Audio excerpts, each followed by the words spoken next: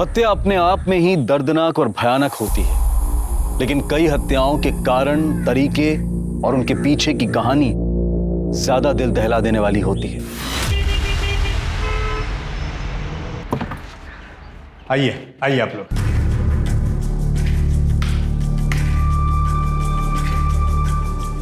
ये घर है, ये इस तरफ किचन है, बाथरूम होता है। वैसे पानी माशाल्लाह फुल आता है और वैसे इसका भाड़ा 5,000 रुपया है जो आपको एडवांस में देना पड़ेगा।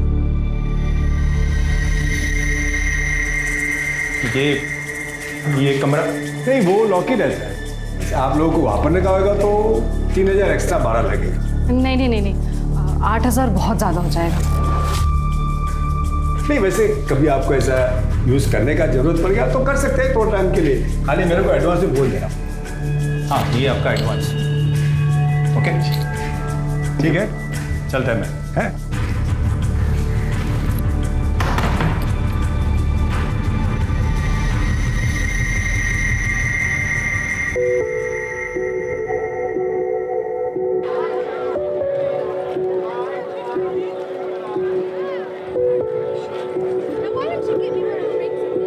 अरे वो कहाँ उड़े जा रही है वृंदा, हमेशा पंख लगे रहते हैं तेरे। और चाचा नए बढ़ोतरी।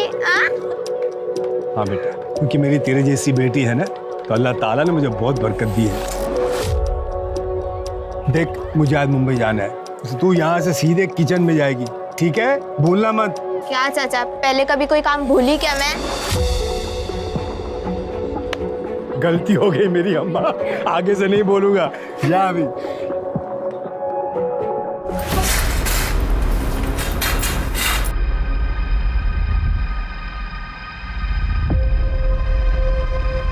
अरे कमला, क्या हुआ? अरे ये लोग इधर नए नए रहने को आए ना, तो मैं सोची जाके पूछ लूं कुछ मदद भी तो नहीं चाहिए। और ये तो आते ही पर्दे और गेट सब बंद कर लिए। अरे समझा करना, नई नई शादी हुई उन दोनों की, तो दरवाजे खिड़की बंद करके बैठेंगे ना अभी।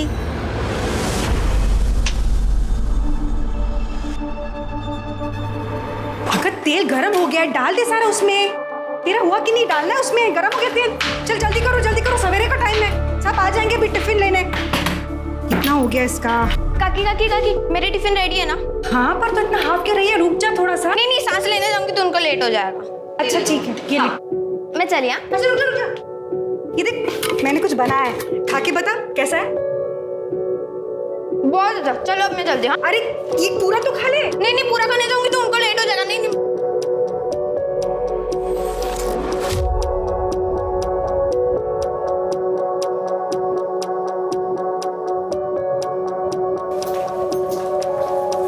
टिफिन। अरे सर, कहाँ भाग रही है? ये हाथ पीछे रख। आखिरी बार बोल रही हूँ कमलेश, दोबारा ऐसी गलत बात की ना तो उस्मान चाचा को बोल दूंगी।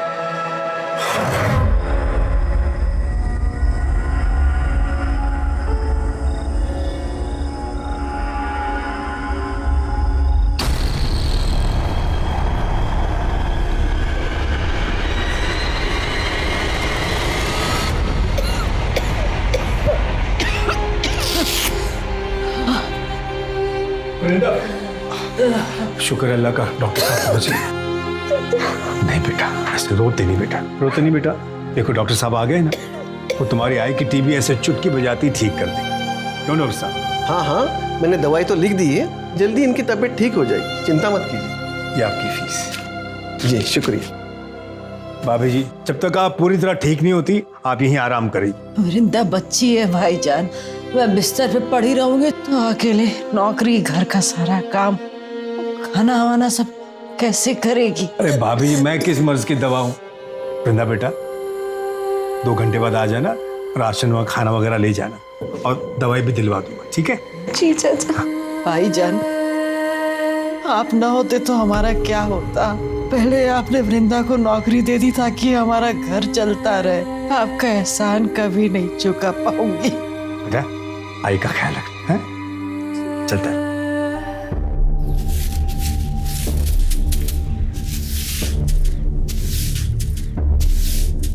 नमस्ते भाभी जी। नमस्ते। वो भाभी जी, आपसे एक छोटा सा काम था। वो क्या है ना, हमारे घर में एक कमरा है जिसमें ताला लगा हुआ है।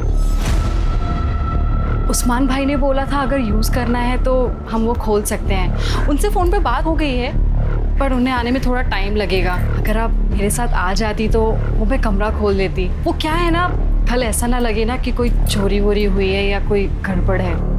चल सर। Thank you.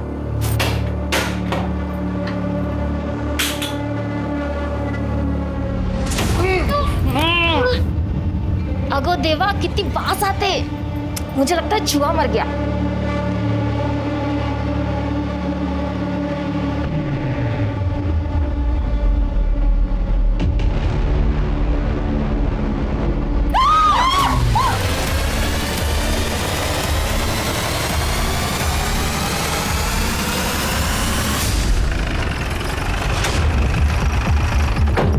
साहब वो अंदर, आप लोग यहीं रुकिए। और नमक में डाली गई थी ताकि बदबू कम आए। बॉडी को पोस्टमार्टम के लिए भेज दो।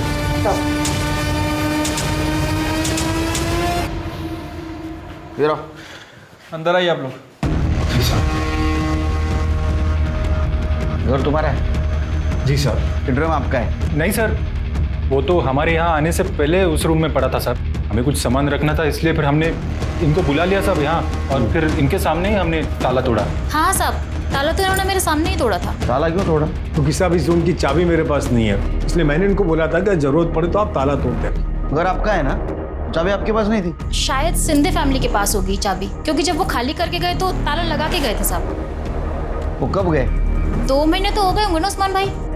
हाँ, तो 2 महीने से खाली है घर? अरे नहीं साहब, वो शिंदे फैमिली बहुत शानी निकली साहब। उनका 2 महीने का भाड़ा बाकी था जब वो घर छोड़ के चले गए, वो तो दिया नहीं। और जब मैं 15 दिन के लिए वर्धा गया तब उस बात का फायदा उठाकर मेरा घर उन्होंने काले फैमिली को भाड़े पे दे दिया बिना मेरे को बोले। और शिंदे फैमिली का तो कहीं पता ही नहीं है साहब। और कुछ दिन पहले वो काले फैमिली भी साहब ये घर छोड़कर चले गए। तब से लेके इन लोग के आने तक ये घर खाली पड़ा था साहब, अल्लाह गवाह है।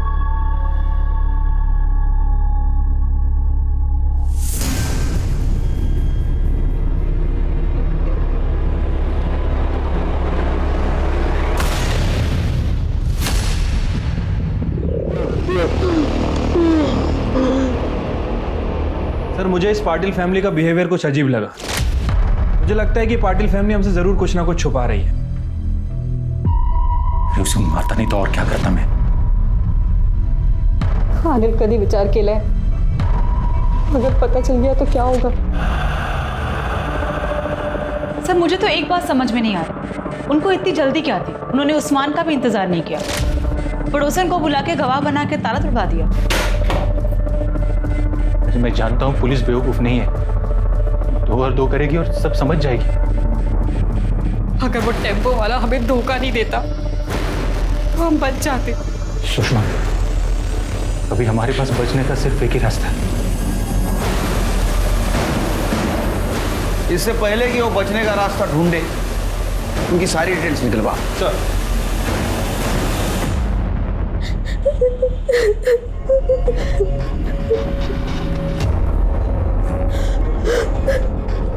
वृंदा, वृंदा, क्या हुआ बेटा? रो क्यों रही है बच्चे? कुछ नहीं। वृंदा, सर उस्मान के पड़ोसियों से बात की है। उनका कहना है कि 10-12 दिन पहले जब पाटिल फैमिली ने उस्मान के घर को किराए से लिया था, तब से लेके अभी तक वहाँ के लोगों को उनका नेचर कुछ अजीब सा लग रहा है। इनफैक्ट सर वो ज़्यादा किसी से बात करते नहीं थे, और सामान के नाम पर उनके पास एक बैग था और एक गोनी थी, जिसे लेकर वो कुछ ज़्यादा ही प्रोटेक्टिव थे। घर के खिड़की दरवाजे भी 24 घंटे बंद रखते थे। सर, जिस टेम्पो से वो मोहल्ले में आए थे, मैंने उसके ड्राइवर से भी बात की। अजीब आदमी था साहब, मैं उसे गोनी उतारने के लिए मदद कर रहा था। अरे आप छोड़िए। उसने मुझे जोर से धक्का दिया, जैसे कि मैं उसकी गोनी लेके भाग जाने वाला था। उस्मान का भी यही कहना है कि वो गोनी को 1 मिनट भी अपनी नज़रों से दूर नहीं करते थे। और उनकी पड़ोसन कमला, उसने भी बताया कि एक रात वो गोनी को देर रात कहीं लेकर जा रहे थे। नजर रखो उन पे। अगर उन्होंने कुछ कांड किया है तो बचने के लिए जरूर कोई ना कोई गलती करेगी।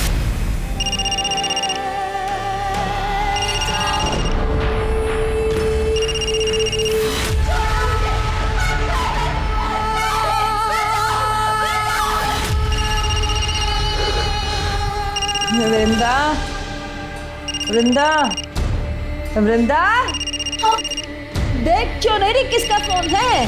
कब से बजे जा रहा है, उठाना।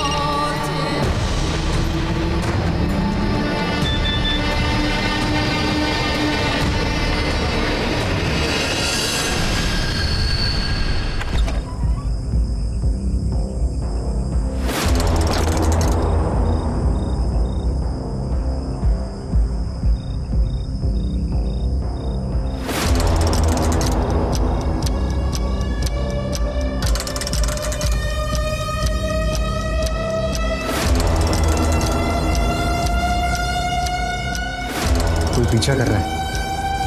साहब साहब साहब कुछ खाने के लिए दो ना साहब। साहब तब से कुछ खाया नहीं है साहब। साहब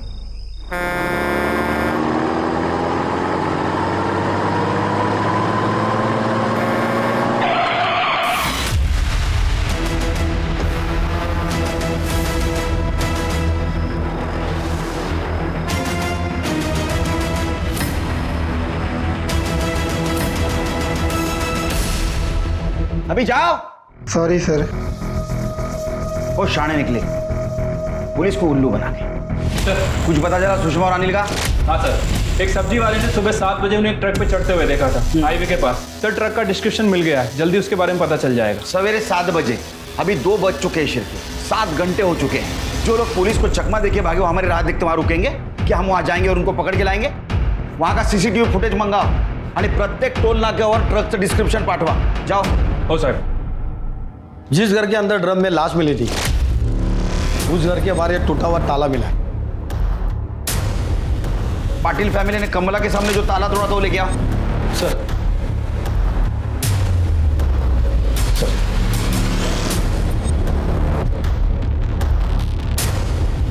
हमारा शख्स सही निकला शिरकी। पाटिल फैमिली ने कमला के सामने जो ताला तोड़ा था एक नाटक था। असल में वो पहले ही एक ताला तोड़ चुके थे।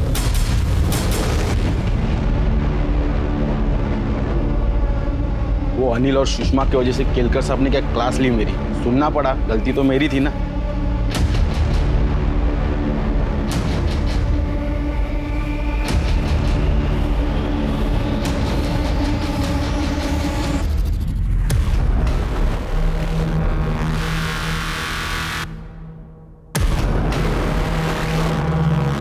सर जो बॉडी हमें ड्रम में मिली थी उसकी पीएम रिपोर्ट आ गई है। लड़की की बॉडी है सर, उम्र 23 से 24 साल। बॉडी पर चाकू जैसी किसी चीज से 7 बार वार किया गया था। मौत का एग्जैक्ट टाइम तो नहीं बताया जा सकता, लेकिन एस्टिमेटेड टाइम 45 से 60 दिन के बीच का है। इसका मतलब शिरकी है, ये जो मर्डर हुआ ये जून लास्ट वीक या जुलाई 2nd वीक में हुआ। और ये भी पॉसिबिलिटीज है कि उस्मान के घर में जो औरत की लाश मिली पाटिल फैमिली के पहले जो किराएदार रहते थे उनमें से किसी की हो। साहब पाटिल से पहले काले फैमिली उधर रहती थी। हौला कुवत साहब, रवि काले, उसकी बीवी, उनका बेटा प्रेम, पल्लवी का पति।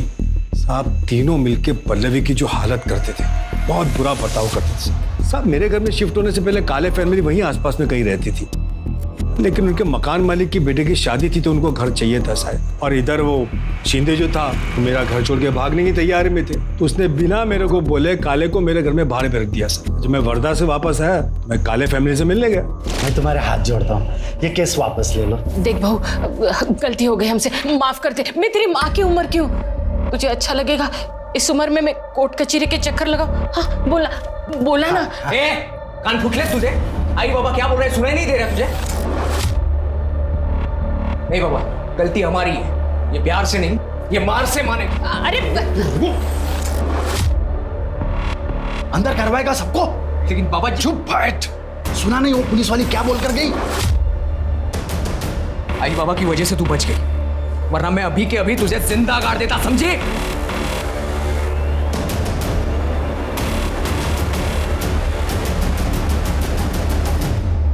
मेरे ख्याल से पल्लवी काले ने फिरार पुलिस स्टेशन में कंप्लेंट भी लिखवाई थी उनके खिलाफ। हाँ सर, पल्लवी ने 2 महीने पहले कंप्लेंट लिखवाई थी। मैडम मुझे बचा लो मैडम, वो लोग मुझे मार देंगे। मुझे बचा लो मैडम, मुझे बचा लो, वो लोग मुझे मार देंगे। सेफ हो, घबराओ मत, पानी।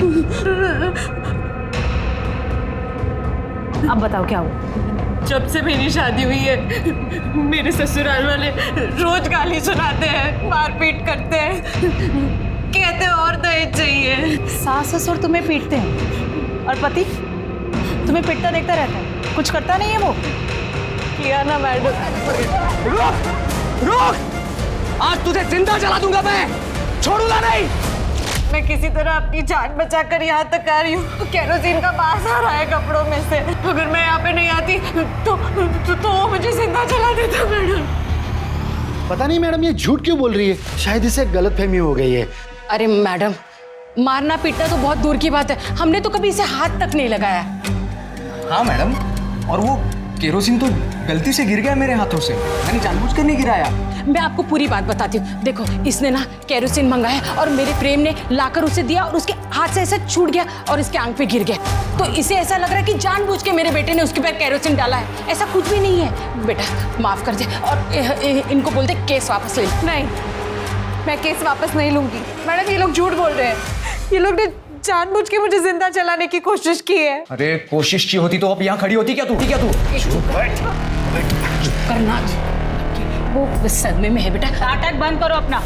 अगर आज के बाद पल्लवी को हाथ भी लगाया ना तो तीनों की गलतफहमी दूर कर दूंगी मैं। तुम्हारा दहेज का लालच और तुम्हारी मर्दानगी ऐसे सदमे में आएगी ना कि तीनों जन जेल से जिंदगी भर बाहर नहीं आ पाओगे, समझे? पर सर, पल्लवी उस कंप्लेंट पे कार्रवाई करना नहीं चाहती थी, इसलिए हमने काले फैमिली को वार्निंग देके छोड़ दिया। साहब, पल्लवी ने उनके खिलाफ कंप्लेंट की थी, इसलिए वो लोग डर तो गए थे, लेकिन उसके बाद से पल्लवी के लिए उनकी नफरत बहुत बढ़ गई थी साहब। ये काले फैमिली की डिटेल्स दे दो। काले फैमिली की डिटेल मेरे पास नहीं है, शिंदे फैमिली की दे सकता हूँ। शिंदे से आपको काले की मिल जाएगी। सब दोनों की आपस में बहुत पड़ती थी। यार कंफ्यूजन है, काले शिंदे दोनों फैमिली की डिटेल्स दे दो इनको। चिरके, ये पल्लवी के बारे में पूछताछ करो बस्ती में, सारी डिटेल्स चाहिए उसके मुझे।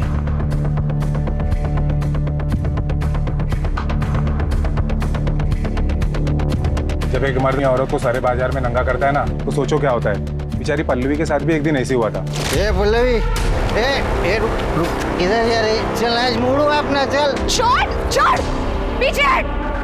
पैसा दे दो, ले ले, चल आज मूड बनाएंगे, चल चल। ये पैसे ना अपनी माँ को जाके देना और उसी के साथ सोना, समझे? छोड़। क्या कह रहे तुम लोग यहाँ पे? छोड़ूंगा नहीं तेरे को, ये थप्पड़ तुझे बहुत महंगा पड़ेगा, याद रखना। हाँ चल निकल चल। नाम क्या बता दोनों का? सर श्याम और विलास। अगर पान वाले की इंफॉर्मेशन सच है तो ये दोनों किसी गटर में दारू पी के पड़े होंगे। उठाओ उनको। ठीक है सर, अभी इन्फॉर्मेशन मिली है, सब्जी वाले ने जिस ट्रक का डिस्क्रिप्शन दिया था वो कोल्हापुर के नाके के पास से निकला। अनिल पाटिल और सुषमा इसमें अभी दिखे हैं। हाईवे पुलिस को इन्फॉर्म करो सर। और नायगांव में उसके पड़ोसियों से पूछताछ करो, उसका कोल्हापुर में कनेक्शन है क्या। चिरके, शिंदे फैमिली का कुछ पता चला? नहीं सर, अभी तक उनका फोन स्विच ऑफ है।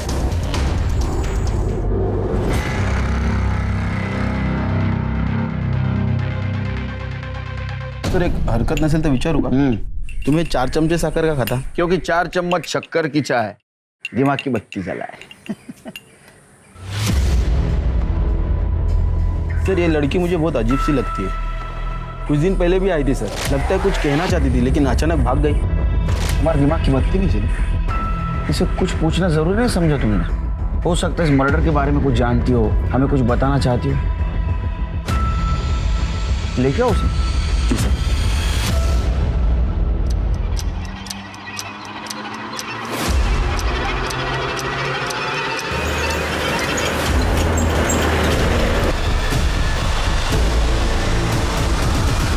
सर रवि काले का फोन सतारा के पास ऑन हुआ था।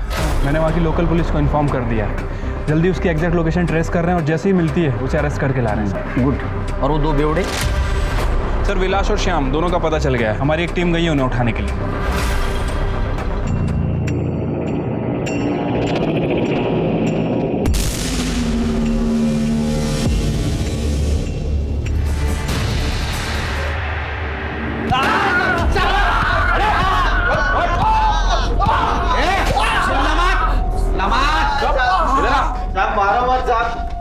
हमने कुछ नहीं किया साहब। साहब मत मारो साहब, हमने कुछ नहीं किया साहब, कसम से। पल्ले के ऊपर नजर थी ना तुम्हारी, उसने भरे मार्केट में थप्पड़ मारी थी तुम लोगों को, हाँ? इसलिए तुमने बदला लिया, उसका मर्डर किया।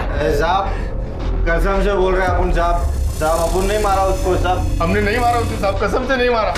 हाँ साहब, 2 महीने पहले ना उसको आधी रात को किधर तो बाहर जाते हुए देखा था साहब, वो बैग भी लेके जा रही थी।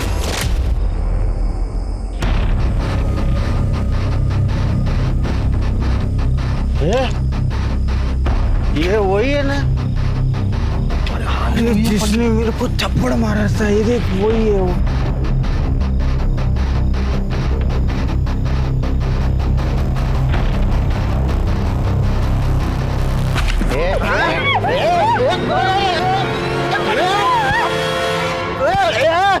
काय को मारे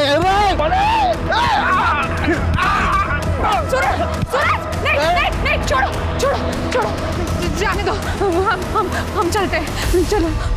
सूरज, ये सूरज कौन है? वो साहब वो भाजी वाला है साहब, वो अपने बस्ती में वो भाजी बेचता था साहब। अपने को बाद में मालूम पड़ा कि उसका और पल्लवी का लफड़ा है करके। मेरे को तो लगता है पल्लवी उसके साथ ही भाग गई होगी साहब, क्योंकि वो सूरज भी गायब है तभी से साहब। क्या डेट क्या थी? साहब तब इतना मालूम है कि वो जून महीने का आखिर था या तो फिर जुलाई का शुरू में था। फिर क्या? ये सूरज का नाम लेके हमको गुमराह करने की कोशिश कर। इन दोनों ने पल्लवी के साथ रेप किया, बाद में उसका मर्डर किया। दारू उतरेगी ना, सब बोलोगे तुम। करने नींबू पानी पातर का आता नहीं पाजा। शिरके, अगर सच में उस दिन पल्लवी सूरज के साथ बाहर गई थी तो ये बॉडी पल्लवी की नहीं किसी और की हो सकता है। आप सही कह रहे हैं सर, हो सकता है ये बॉडी मिताली की हो। मिताली कौन? सर केशव शिंदे की बहू, जो कि काले फैमिली से पहले उस घर में रहती। सर सुरिंदा भोयर नाम की एक औरत है जो कि बस्ती में कम्युनिटी किचन चलाती है और उसका मालिक उस्मान। उसने बताया कि पल्लवी और मिताली एक दूसरे को बहुत अच्छे से जानते हैं और उसने ये बताया कि मिताली अनाथ थी, वो बेवड़े प्रशांत से शादी कर ली उसने प्यार में करके। झाड़ू कटका करके उसके सारे घर वालों का पेट पालती थी वो, लेकिन उसके ससुराल वाले बहुत ही परेशान करते थे उसको। ये क्या लड़ रही है? अरुला, चल निकल। ये इधर बस्ती के पास ही एक बैचलर लड़का है, उसके घर पे झाड़ू कटका करती थी। उसका नाम था कुछ मिलिन वैद। बहुत ही कमीना लड़का था वो। घर का काम करके उसको 15,000 मिल जाता था और उतना चल जाता था उसको। फिर एक दिन उस मिलिन ने उसके ऊपर जबरदस्ती किया।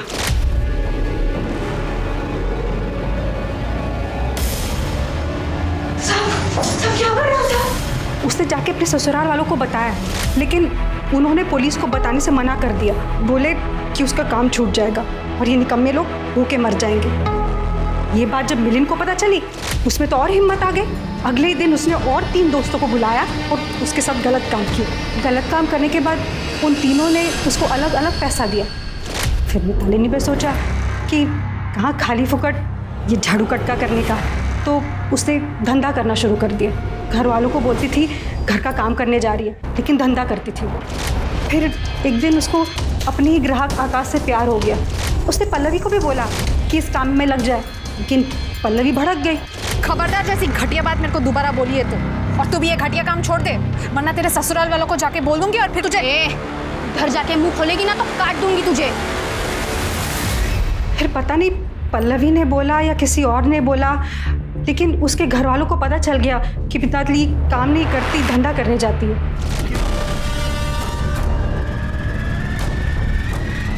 बहुत तमाशे हुए। फिर अगले ही दिन वो शिंदे लोग घर छोड़ के चले गए।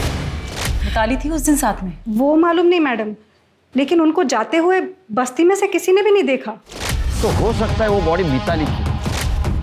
ये शिंदे फैमिली ने मिताली को मार दिया, उसको ड्रम में डंप कर दिया। सर ऐसा भी हो सकता है कि पल्लवी को मिताली का सच पता चल गया, यही बात उसने उसके ससुराल वालों को बता दी। गुस्से में आकर मिताली ने पल्लवी का मर्डर कर दिया, उस बॉडी को ड्रम में डाल दिया और वहाँ से निकल गई हो। सर एक बात और हो सकती है, सर पल्लवी और सूरज का किसी बात पे झगड़ा हुआ हो और सूरज ने पल्लवी को मार के उसकी बॉडी को ड्रम में ठिकाने लगा दिया। होने को तो कुछ भी हो सकता है। हमारे सामने थ्योरीज बहुत है, लेकिन पक्का सबूत नहीं। अब हमें ये पता करना है कि लाश किसकी है और ये भी पता करना है कि जो जिंदा है वो कौन है और कहाँ। उस्मान की खोली में ड्रम में मिली औरत की लाश ने पुलिस के होश उड़ा दिए थे। किसकी हो सकती थी ये लाश? पल्लवी की। अब एक नया नाम सामने था, मिताली। इसी दौरान विरार पुलिस को पता चलता है कि 2 महीने पहले सतारा में एक मिसिंग कंप्लेंट दर्ज करवाई गई थी, जो और किसी की नहीं बल्कि मिताली की थी और शिंदे परिवार ने लिखवाई थी। सारी थ्योरीज और संभावनाओं के बाद अब भी बड़ा सवाल यही था कि मरने वाली औरत कौन थी और उसे किसने और क्यों मारा था। सर, हमारी टीम ने शिंदे फैमिली को अरेस्ट कर लिया है, वो उन्हें इधर लेके आ रहे हैं। साहब, हम 14 जून के रात को विरार से निकले थे सातारा के लिए टेम्पो से, लेकिन रात को मिताली कब टेम्पो से भागी हमें पता नहीं चला। जब हम सातारा पहुंचे ना, तभी हमको पता चला कि वो हमारे साथ नहीं है। तभी हम लोग ने उसकी मिसिंग कंप्लेंट वहाँ लिखवाई थी। साहब, आकाश के बारे में पता था? हाँ साहब, वो उधर ही हमारी बस्ती में रहता था, हमें लगा वो उसके पास गई होगी। उस्मान चाचा के उस रूम को ताला लगा क्यों भाग गए थे तुम? नहीं साहब, हम लोग भागे नहीं थे, उल्टा हमारा ही कुछ सामान वहाँ पड़ा हुआ था। क्या बताऊँ साहब आपको, हमारा बेटा परेशान, उसकी शराब की लत छुड़वाने के लिए हम उसे सातारा लेके गए थे, लेकिन 15 दिन पहले उसकी मौत हो गई और उसके अंतिम कार्य के लिए हम लोग वहाँ रुके थे साहब। इसीलिए हम लोगों का मोबाइल नहीं लग रहा था साहब। रही बात रवि गाड़ी की, तो उसे वो जगह हम लोग ने तब इन्हें दी थी जब तक हम लोग वापस ना आए। हम लोग सच बोल रहे हैं, हम लोग बहुत सीधे साधे लोग हैं साहब। सीधे साधे लोग हैं तुम कितने सीधे और कितने साधे हो सब पता है हमें। तुमने मिताली के साथ क्या क्या किया ये भी पता है। मिलिंद के घर में उसको काम करने लगा है ना, इसके बावजूद भी तुम्हें पता था कि उसके साथ रेप हुआ है, और जब ये गलत काम वो खुद की मर्जी से करने लगी, उसको मारा पीटा, उसका पैसा लेके तुम भाग गए। एक मासूम सीधी सादी लड़की तुम्हारे वजह से इस दलदल में फंस गई और अभी तक वो गायब है। उस्मान चाचा के जिस रूम को लॉक लगा था उसमें तुम्हारा सामान नहीं, मिताली की लाश। तुमने मारा मिताली को? नहीं नहीं साहब, हम लोग ने नहीं मारा साहब उसे। हम सच बोल रहे हैं, हम लोगों ने नहीं मारा उसे। ये ऐसा नहीं सुधरेंगे, बहुत मोटी चमड़ी वाले। मीता घेऊन जायला बंदोबस्त करायचा। नहीं साहब, तो कितना सीधा है दिखा। शिरके सर, पता करो ये कितना सच बोल रहे हैं। अगर मिताली और आकाश 3 महीने से यही है तो उस्मान चाचा के कमरे में जो लाश मिली वो पल्लवी की हो सकती है। हमें जल्द से जल्द इस मिताली को ढूंढना होगा। सूरज का क्या हुआ?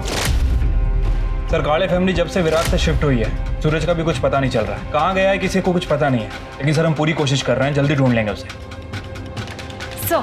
सर रीचलकरंजी पुलिस ने अनिल और सुषमा को पकड़ लिया है, वो उसे यहाँ लेके आ रहे हैं।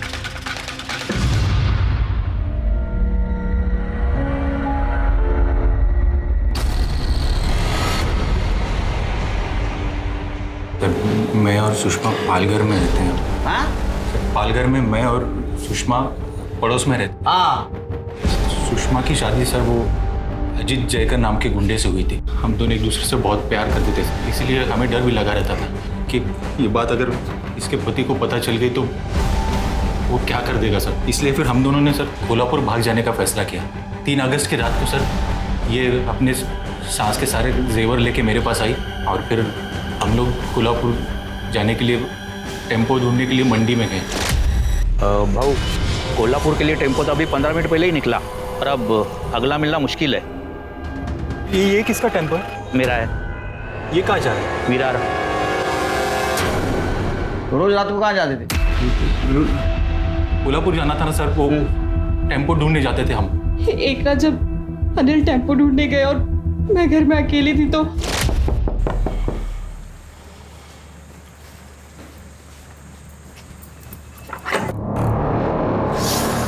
यहाँ छुप के बैठी है तू, और तेरा यार किधर है?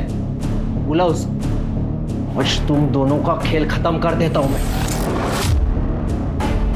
उसके पहले ना मुझे मेरे पैसे और जेवर चाहिए जो तू चुरा के भागी। बॉल किधर रखे?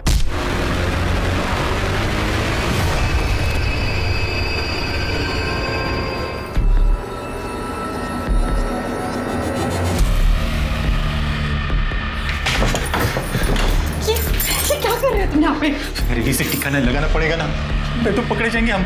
हाँ? कि ये इसे अभी के लिए यहाँ छुपा देते हैं, फिर फेंक देंगे कहीं।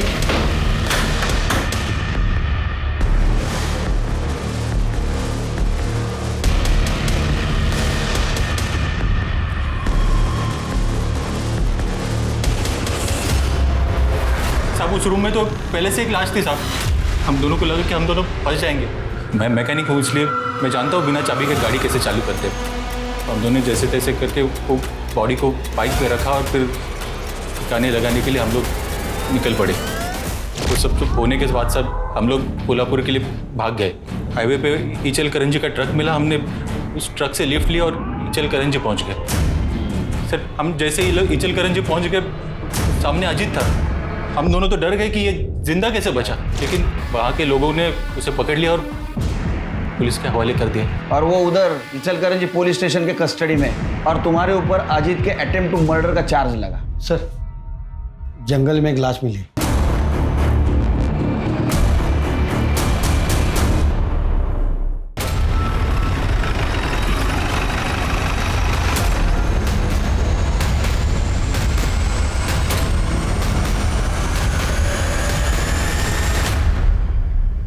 सर बॉडी बुरी तरह सड़ गई है। कुछ मिला? ये वॉलेट मिला है सर, उसमें आईडी कार्ड है। सूरज यादव?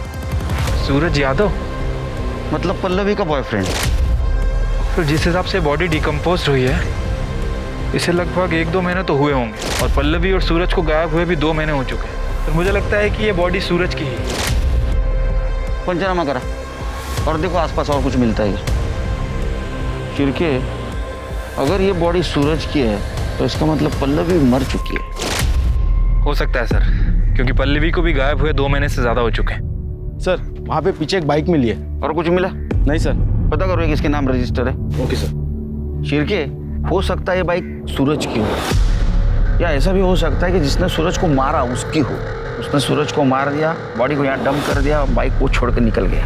ये भी हो सकता है कि काले फैमिली को इन दोनों के भागने का प्लान पता होगा।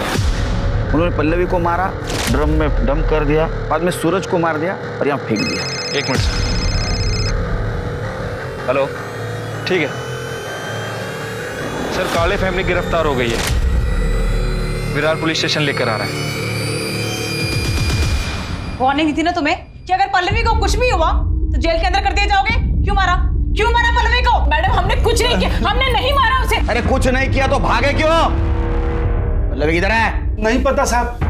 30 जून के शाम को वो मैं जल्दी लौटी हूँ ऐसा बोल के गई साहब, लेकिन लौटी नहीं साहब। उसके बाद में हमने देखा वो रुक्मिणी के सब गहने गायब थे साहब। अब बहू चोरी करके मुंह काला करके भाग गई साहब। उसके ऊपर वो उस्मान भाड़े के लिए पीछे पड़ा साहब। मेरा और शिंदे का बगाया भाड़ा मांग रहा था। हमने सोचा कि खोपोली में इसके रिश्तेदार रहते हैं तो उनके यहाँ पे चले जाते हैं, फिर देखेंगे बाद में क्या होता है, इसलिए चले गए साहब खोपोली।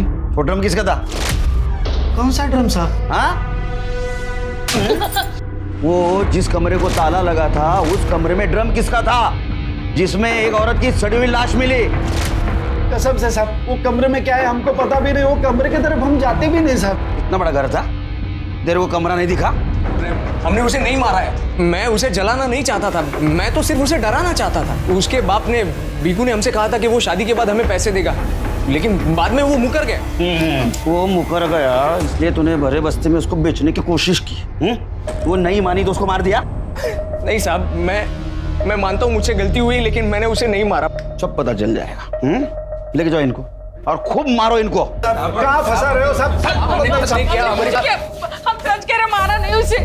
इन लोगों ने पल्लवी के ऊपर जिस गहने चोरी का इल्जाम लगाया है उसके सारे डिटेल्स निकालो और पता करो चोर मार्केट या किसी ज्वेलर के पास वो बेचने गए थे। अरे पल्लवी का बाप भीकू, उसका और हमें जो लाश मिली है उसका डीएनए मैच करके देखो। ठीक है सर।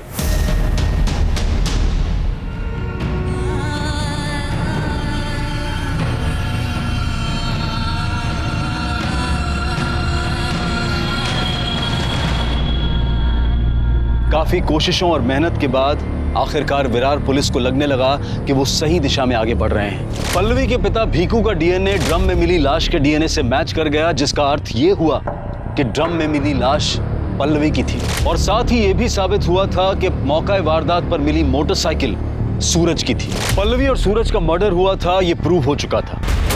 और इसी दौरान पुलिस को एक और डेड बॉडी मिली जो पुलिस की मुश्किलें और बढ़ाने वाली थी।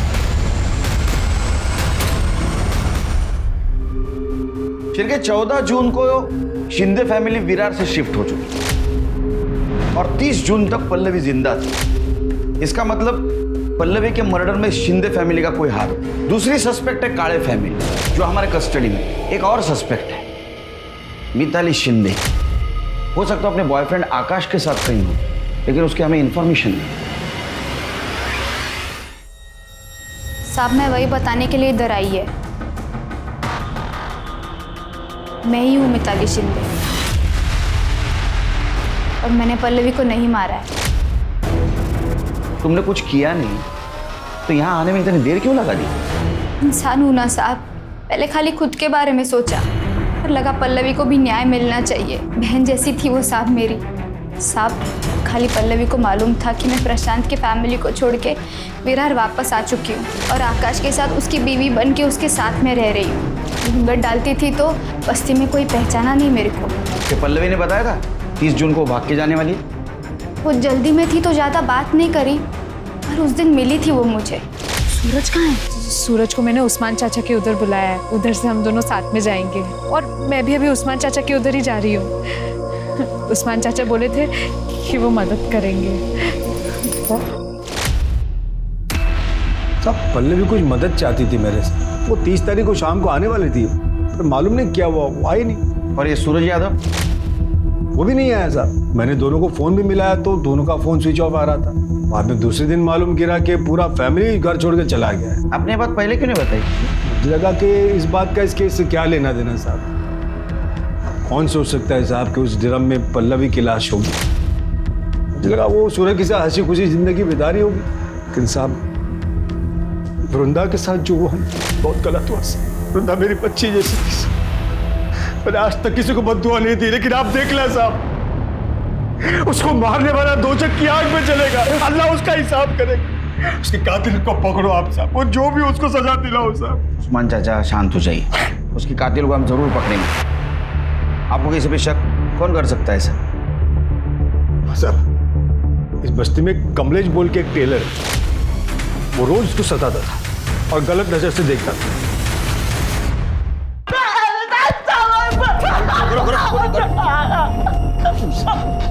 क्या के साथ क्यों मारा उसको? साहब मैं सच बता रहा हूँ, मैंने कुछ नहीं किया साहब। फिर झूठ बता, झूठ बता फिर। सब सोना चाहता था ना मैं उसके साथ, पर सब मैंने उसको हाथ भी नहीं लगाया। कसम सर मैंने कुछ नहीं किया सर। कुछ नहीं किया? कर ले इसको, तब तक तोड़ो जब तक ये सच न बोले। नहीं साहब, मारो उसको। नहीं साहब मैंने कुछ नहीं साहब। सर सुनंदा ने बताया कि 20 अगस्त को वृंदा काम पर आई थी। सर दोपहर को वो खाली टिफिन के साथ आई, फिर दोनों एक साथ ऑटो से घर को निकले। उसके बाद उसने बताया कि वृंदा ने अपने पुलिस स्टेशन के बाहर ऑटो रुकवाया और बोली कि उसे कुछ काम है। उसके बाद से सुनंदा ने वृंदा को देखा भी नहीं। मतलब वृंदा 2 बार हमारे पास आई थी, वो हमें कुछ बताना चाहती थी। मैडम वृंदा की पीएम रिपोर्ट। सर वृंदा की मौत 20 अगस्त को 2 से 4 के बीच में हुई और सर बॉडी में 3 बार चाकू से वार किए गए। सर उसकी बॉडी पे नाखूनों के निशान भी मिले। सब मर्डर से पहले उसका रेप हुआ। कहीं वो अपने बारे में तो बताना नहीं चाहती थी। तुमसे बहुत बड़ी गलती हो गई तृप्ति, बहुत बड़ी गलती। सर काले फैमिली के घर से जो ज्वेलरी चोरी हुई थी उनका पता चल गया सर। सर आप गैस भी नहीं कर सकती कि ज्वेलरी चोर बाजार में किसने बेची थी। शिर के मैं रिलैक्स मूड में नहीं, साफ साफ बता।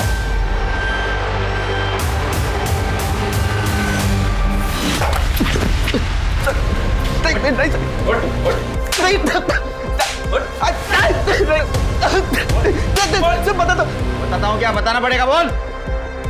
सर नशे के साथ साथ सर सेक्स की लत कब लगी पता ही नहीं चला सर। मेरे को लड़की देख के सर एक ही चीज़ समझ में आने लगी। 1.5 महीने पहले पल्लवी आई थी सर अब्बू से मिलने। अब्बू थे ही नहीं घर पे, तो मुझे रोकने वाला भी कोई नहीं था सर। सोहेल ऐसा मत करो, मैं तुम्हारे हाथ जोड़ती।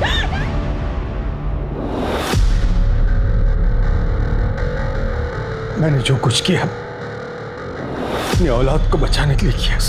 ये तेरे फालतू बेटे को बचाने के लिए तूने मासूम लोगों की जान ली। तेरे को तब समझ में नहीं आया वो भी किसी की औलाद है। मुझे मालूम था कि काले फैमिली मेरा घर छोड़ के भाग चुकी। उसके बाद सूरज की लाश को भी मैंने उसी सूटकेस में डाला और जंगल में जाके फेंक दिया और उसकी मोटरसाइकिल को भी वहीं ठिकाने लगा दी। वृंदा को क्यों मारा? मारना पड़ा साहब। क्या? इसकी वजह से मुझे मालूम था इसको नशे के साथ साथ औरत की भी लत लग गई है, इसलिए मैं रोज खुद इसको घर पे धंधे वाली औरत बुला के देता था लेकिन उस दिन मैं भूल गया। गलती से मैंने वृंदा को घर बुला लिया राशन और दवाई के पैसे लेने के लिए, लेकिन मैं घर लेट पहुंचा और ये घर पे अकेला था। उस्मान चाचा, उस्मान चाचा, अरे मेरे को बुला के कहाँ चले गए? ये सब तेरे को पता था, फिर भी तू चुप बैठा ना। वृंदा मेरे को बताई थी साहब, मुझे सुहेल पे बहुत गुस्सा था, लेकिन वृंदा पुलिस में जाएगी ये सोच के मैं डर गया था। इसलिए मैंने उसको वो वीडियो बताया जो सुहेल ने बनाया था उसका, और बोला कि अगर तू पुलिस में जाएगी तो मैं तेरे को बदनाम कर दूंगा। सुहेल को वृंदा पसंद आ गई थी, वो जब मन करता उसको मैसेज करके बुला लेता, उसके साथ जबरदस्ती करता था, और तब वृंदा का भी गुस्सा बढ़ते जा रहा था। मैंने वृंदा को पुलिस स्टेशन के बाहर देखा और मैं डर गया। मैं उसके पास गया और मैंने बोला उसको, वृंदा बेटा बेटा तेरी आई की तबीयत बहुत खराब है, तू यहाँ क्या कर रही है? क्या हुआ? डॉक्टर ने उन्हें हॉस्पिटल में एडमिट करने को बोला है, तू चल मेरे साथ, मैं तुझे ले चल। फिर मैं उसको एक सुनसान जगह पे ले गया। और क्या हुआ उस्मान चाचा? बेटा तुझसे एक बात करनी है। जी कहिए ना। समाज कार्य करता है ना तू। ये झूठी समाज सेवा करने के बजाय तुम्हारे फालतू लड़के को सुधारते ना तो बहुत समाज सेवा होती। कुछ समझा रहा हूं मैं। सिरके लेके चलो इन दोनों को।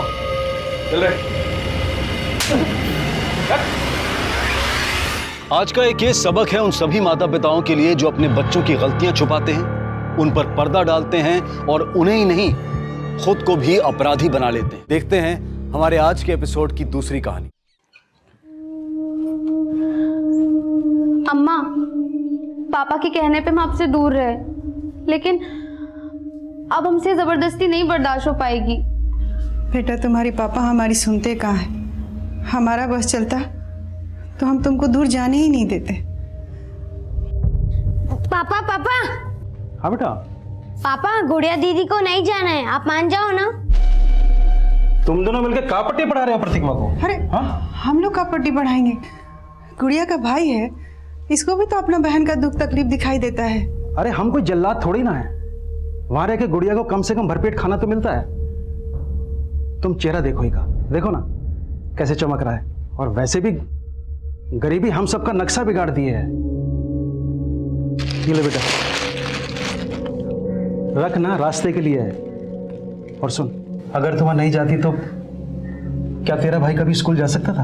हाँ बेटा, तेरी बदौलत ही तो हम भूखमरी से लड़ पाए हैं। सच बोल रहे हैं। मोह ममता से पेट नहीं भरते हैं। दीदी अब मत जाओ ना। बेटा ये अगले महीने दोबारा आएगी, है ना? अभी जाने दे। चल बेटा, प्रतिभा को संभालो, बेकार में बस निकल जाएगी। चल।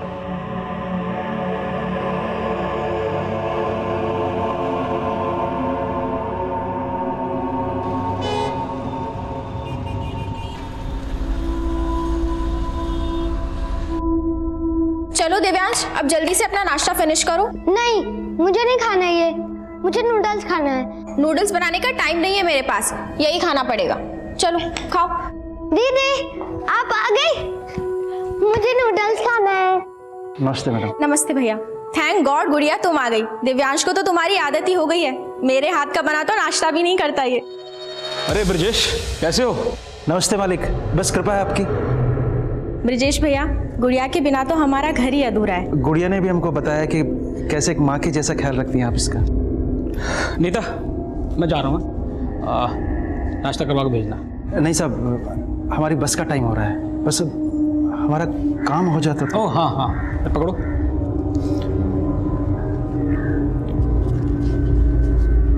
₹10,000। कुछ और ज़रूरत हो तो फ़ोन कर लेना मुझे। धन्यवाद मालिक। बाय। ले बेटा, पकड़। मेहनत से काम करना बेटा। चलते हैं। नमस्ते। नमस्ते। हैप्पी। गुड़िया जैसे बच्चे हम रोजाना अपने आसपास देखते हैं। होश संभालते ही उन्हें यह सिखा दिया जाता है कि उनका बचपन खेल खिलौनों के लिए नहीं बना, शिक्षा उनकी बुनियादी जरूरतें पूरी नहीं कर सकती, उन्हें शिक्षा से वंचित कर दिया जाता है। बहुत छोटी उम्र में ये बच्चे इतने बड़े हो जाते हैं कि 2 वक्त की भूख इनका भविष्य निकल जाती है। लेकिन गुड़िया अब अपनी उम्र के उस पड़ाव पर थी जहां बच्चे खुद अपना भविष्य बदलने की ठान लेते हैं। हम गुड़िया, हम कुछ रोज पहले ही 18 साल के हुए। अब हम बालिग हैं। हम वोट भी डाल सकते हैं और अपना जीवन साथी भी खुद ही चुन सकते हैं। हम एक लड़के से प्यार करते हैं, पर हमारे पापा जबरदस्ती हमारा शादी एक अपंग आदमी से कर रहे हैं। हमारे साथ नाइंसाफी हो रही है। हमको कुछ हो गया तो हम मरना नहीं चाहते। हमको अपना भाई और माँ के लिए जीना है।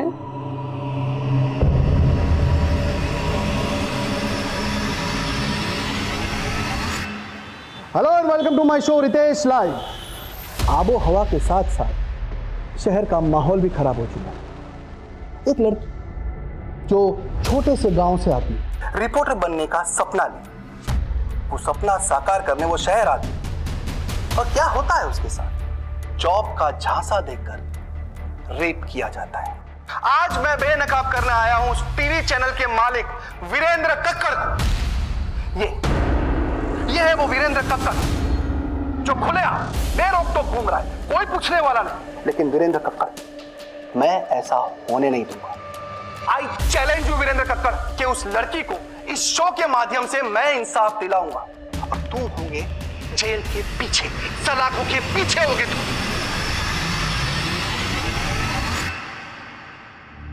I'm so sorry I'm late.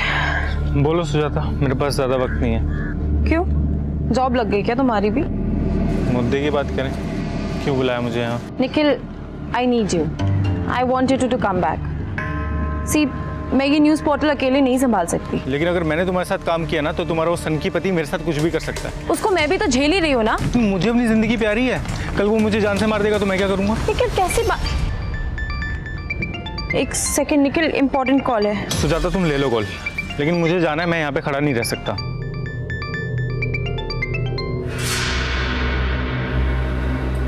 कैसी हो सुजाता? आपने मेरा हाल चाल पूछने के लिए तो कॉल नहीं किया होगा ना वीरेंद्र सर? ये एटीट्यूड इसलिए तो नहीं कि तुम्हें रितेश की बीवी होने का गुरूर हो गया? पहचान तो मुझे तब भी नहीं मिली सर जब मैंने आपके साथ काम किया था, और ना ही मैं चाहती हूँ कि लोग मुझे रितेश की वजह से पहचाने। देखो सुजाता, तुम्हारा एम्बिशन मझधार में है और तुम्हारा पति ओवर एम्बिशियस है। मुझे बदनाम करने की कोशिश कर रहा है, उसे वहीं का वहीं रोक दो, मैं तुम्हारा कोई ना कोई फायदा करा दूंगा। हम मियाँ बीवी जरूर है सर, पर वो एक अलग कश्ती पे सवार है। मैं नहीं रोक सकती अब उसे।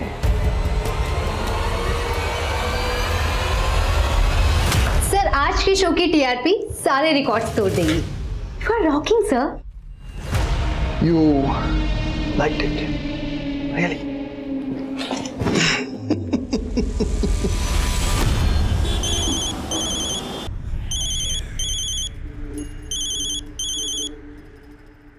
हाँ ब्रजेश बोल।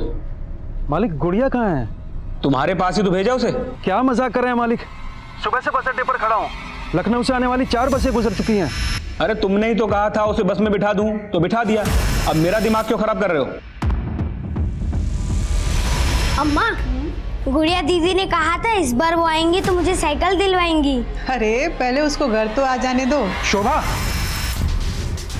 शोभा, गुड़िया आई क्या? अरे ये क्या कर रहे हैं आप? आप ही तो गए थे उसको बस अड्डे से लाने। शोभा, गुड़िया खो गई है, उसका कहीं पता नहीं चल रहा है। क्या कह रहे हैं आप?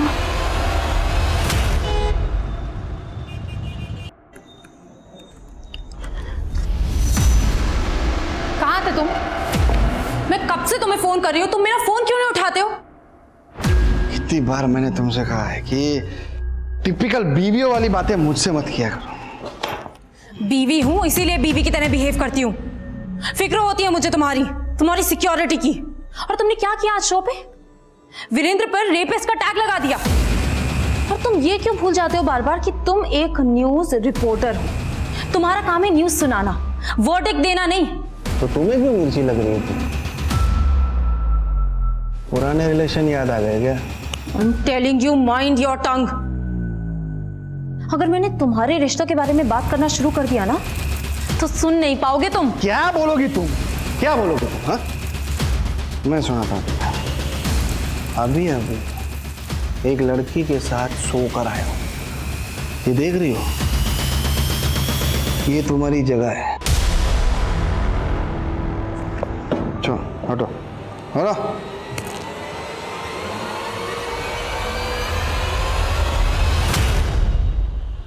अब मैं कुछ समझने वाला नहीं हूँ। सीधे सीधे बताओ, तुमने हमारी गुड़िया को कहाँ गायब करके रखा है? राजेश, आवाज नीचे करके बात करो। पहले तो उसे लेने आए नहीं, अब वो खो गई है तो यहाँ कर बकवास कर रहे हो। बकवास आप कर रहे हैं। आपने उसे किसी बस में चढ़ाया ही नहीं है। अरे मैं तुम्हें कितनी बार समझाऊं कि मैं खुद उसे गोरखपुर की बस में बिठा कर आया था। हाँ चलो बैठ जाओ, पीछे बैठना भाई। सुन, आ जाओ। ये लड़की गोरखपुर जाएगी, सीट खाली है? हाँ साहब, बहुत सीट खाली है। सुन, ये लड़की ना अकेली जाएगी तो थोड़ा ध्यान से लेके जाना। अरे कोई दिक्कत नहीं, चलो बिठा देते हो। तुम्हारा फोन आने के बाद मैं खुद जाके उस बस के कंडक्टर से मिला। उस कंडक्टर ने मुझे बताया कि उसने गुड़िया को गोरखपुर बस स्टैंड उतार दिया था। अब तुम यहाँ खड़े होकर ड्रामा मत करो। तुम्हें तो छोड़ूंगा नहीं, बता रहा हूँ। मेरा कॉलर पकड़ता है, तुझे तो मैं अंदर कराऊंगा। अंदर तो मैं तुम्हें करवाऊंगा। जा रहा हूँ मैं भी पुलिस के पास, समझे? जाना तो अब ये क्या मुसीबत आ गई अचानक से? अरे ये गुड़िया के लालची बाप की कोई चाल है, हमसे पैसे ऐंठना चाह रहा है ये। Hello and welcome to my show Ritesh live. एक आरोपी, एक रेप का आरोपी मुझे धमकी दे रहा है। वीरेंद्र कक्कड़ के हायर किए हुए लोग इंडिया के बाहर से मुझे धमकी भरे कॉल कर रहे हैं। अब मेरी ही नहीं, मेरी वाइफ की जान भी खतरे में। अब मैं आपको सुनाता हूं वो इंटरनेशनल कॉल्स की रिकॉर्डिंग। ध्यान से सुन। ये वीरेंद्र कक्कड़ की बैंड बजाना छोड़ दे, वरना अच्छा नहीं होगा तेरे साथ। क्या कर लोगे तुम? वो तुझे जल्दी पता चल जाएगा। सुना आप लोगों ने? ये है उस वीरेंद्र कक्कड़ की सच्चाई। हेलो, ये तुम्हारा पति टीआरपी के लिए कुछ भी कर सकता है ना? वाकई में इंटरनेशनल कॉल्स आई थी उसको? आई डोंट नो, इसलिए फोन किया था। नहीं, एक्चुअली मैंने तुम्हारे प्रपोजल के बारे में थोड़ा सोचा। क्या हम लोग मिल सकते हैं?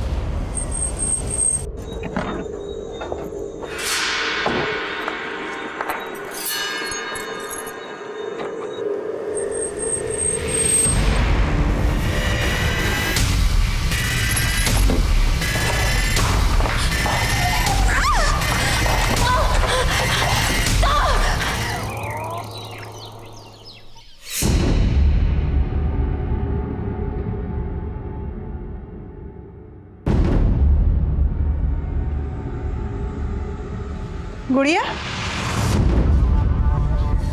गुड़िया कहाँ है? आप तो बोल के गए थे गुड़िया को लेके आएंगे। शुभम हार गए हैं। अब तो पुलिस ने भी उनको दुत्कार दिया है। भले ही हम ज्यादा मजदूरी कर लेंगे, बाकी हम अपना बेटी को अपना आंख से दूर नहीं भेजेंगे। हमारी भी आंखों का तारा है गुड़िया, लेकिन हम ममता के मुंह में अंधे नहीं हुए हैं। 10,000 रुपये महीना मिलेंगे इसे। कभी इतने सारे पैसे देखी हो एक साथ? हम तो ममता में अंधे थे, पर आप लालच में अंधे थे। अगर हमको हमारी गुड़िया नहीं मिली ना, तो हम आपको कभी माफ नहीं करेंगे, कभी माफ नहीं करेंगे, कह देते हैं।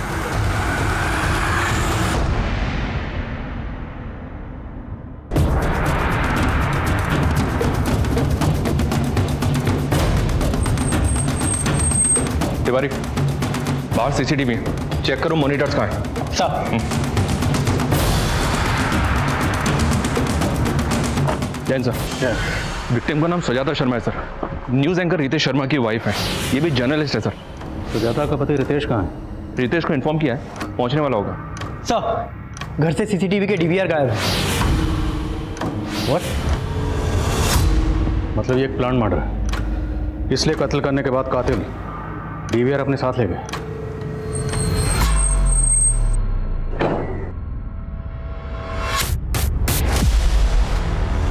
बॉडी को अर्ली मॉर्निंग पड़ोसियों ने देखा। कत्ल शायद रात में हुआ। रात को आप कहाँ थे? देखिए sir, I am a busy man. थक गया था तो रात को स्टूडियो में ही सो गया। और वैसे भी सुजाता 2 दिनों से लखनऊ में थी ही नहीं। सुजाता अगर 2 दिन से लखनऊ में नहीं थी तो कहाँ थी? अमन को माँ के पास छोड़ दिया है। काम के लिए जा रही हूँ, 2 दिन लग जाएंगे। मुझे नहीं पता वो कहाँ गई थी। आप देश दुनिया की खबर रखते हैं, लेकिन आपकी खुद की बीवी कहाँ है 2 दिन से, वो आपको पता ही नहीं? देखिए सर, वो अपने सीक्रेट्स मुझसे शेयर नहीं करती थी। कैसे secret? I don't know sir. वो एक जर्नलिस्ट थी और अपना नया न्यूज़ पोर्टल लॉन्च करने वाली थी। शायद ये बात वो मुझसे छुपाना चाहती, एज इफ आई केयर। ये बात जानने में मुझे कोई इंटरेस्ट नहीं था। आपकी बीवी का कत्ल हुआ है, कत्ल किसने किया, क्यों किया, ये जानने में तो इंटरेस्ट होगा आपको। देखिए, घुमा फिरा के बात मत करिए। तो सीधा सवाल पूछेंगे आप मुझसे? जानते ना मुझे कौन हूं मैं? वीरेंद्र कक्कड़ ने धमकी दी है मुझे। तो आपको लगता है आपकी बीवी सुजाता को वीरेंद्र कक्कड़ ने मरवाया? हिंदी में बोला था मैंने, शायद आपको समझ में नहीं आया। सर, सुजाता को फोन ऑन हुआ, उसने लास्ट कॉल किसी निखिल को किया था रात को 10 बजे। निखिल? जी सर। निखिल कौन? निखिल सुजाता के लिए उसके नए न्यूज़ पोर्टल में काम करता था। इनफैक्ट निखिल और सुजाता वीरेंद्र कक्कड़ के न्यूज़ चैनल में काम कर चुके हैं पहले भी। Sir, I think Virendra Kakkar Nikhil को भी यूज़ कर सकता है। जर्नलिस्ट सुजाता मर्डर केस एक हाई प्रोफाइल केस था जो तुरंत खबरों में छा गया। पुलिस डिपार्टमेंट से एक्स्ट्रा प्रेशर था और सुजाता का कत्ल इतनी सफाई से किया गया था कि पुलिस को क्राइम सीन से कातिलों का कोई भी सुराग नहीं मिला था। ये रितेश मुझे बदनाम करने के लिए अपने शो में कुछ भी बक रहा है। ये इंटरनेशनल कॉल्स, ये धमकियां, सब ढकोसला है उसका। तो रितेश की इन हरकतों से तकलीफ तो होती होगी आपको, लेकिन मैं उसकी बीवी का मर्डर क्यों करवाऊंगा? और अगर मैं रितेश के तरीके से बात करूं तो ये भी कह सकता हूं कि रितेश ने खुद उसकी बीवी का मर्डर किया है और मुझे बदनाम करने के लिए मुझे घसीट रहा है। लेकिन बिना सबूत के क्यों कहूं मैं ऐसा? पर आप सुजाता को कॉल तो कर रहे थे और उसके जरिए रितेश को खामोश करवाना चाहते थे। हो सकता है सुजाता को मरवाने का मोटिव भी हो आपके पास। अगर आपको ऐसा लगता है तो ढूंढ लीजिए मेरे खिलाफ कोई सबूत। सर, मैंने और सुजाता ने वीरेंद्र सर का चैनल बहुत पहले ही छोड़ दिया था। मैं तो वीरेंद्र सर के टच में भी नहीं हूँ। लेकिन सुजाता के मर्डर से पहले तुमने उसे कॉल किया था, क्या बात हुई थी? सर, सुजाता अपना न्यूज़ पोर्टल लॉन्च करना चाहती थी। वो चाहती थी कि मैं उसके लिए काम करूं। लेकिन तुम तो उसी के साथ काम करते थे ना? नहीं सर, मैंने 1 महीना पहले उसके साथ काम करना छोड़ दिया था। क्यों? क्योंकि सर उसके न्यूज़ पोर्टल में मुझे अपने लिए कोई फ्यूचर नजर नहीं आ रहा था। 3 दिन पहले ही तो आई थी वो यहाँ अमन को मेरे पास छोड़ने के लिए। और सुजाता गई कहाँ थी, कुछ तो बताया होगा उसने। माँ, आप 2 दिन अमन को संभालोगे प्लीज?